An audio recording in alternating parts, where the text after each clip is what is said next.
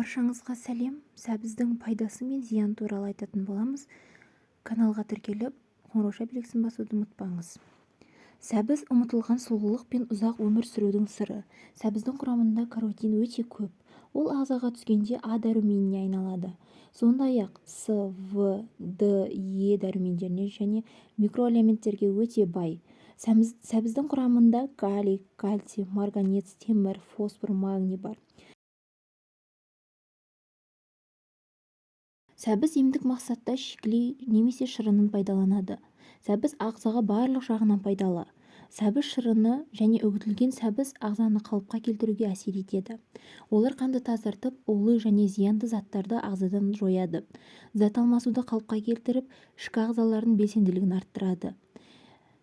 Және анемия кезінде сәбізді жиі тұтыну пайдалы. Сәбіз шырыны бүйрек және бауыр жұмысы бұзылған жағдайда пайдалы болып табылады.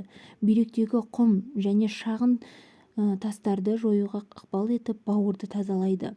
Халық медицинасында үгітілген сәбіз шырынын күйген жерлерге, іріңге, жараларға жағып қояды. Сәбіз көз ауруларында, жоғарғы тыныс жолдары аурулары, ауыз қуысының қабынуы, стоматитті емдеу кезінде пайдаланады. Сұлулық дәрумені деп аталатын А дәрумені табиғи косметика үшін сәбіздің маңызды құрамы.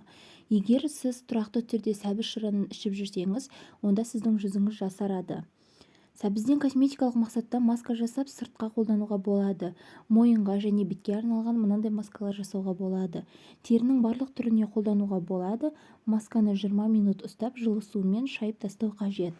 Бірінші маска 3 қызғылт сәбізді үгітіп, картоп ұнын немесе картоп безбесін қосыңыз. 2-1 жұмыртқа сарысын қосып араластырыңыз. Маска дайын. Екінші маска 1 үгітілген сәбізге 1 ас қасық сүт қосыңыз.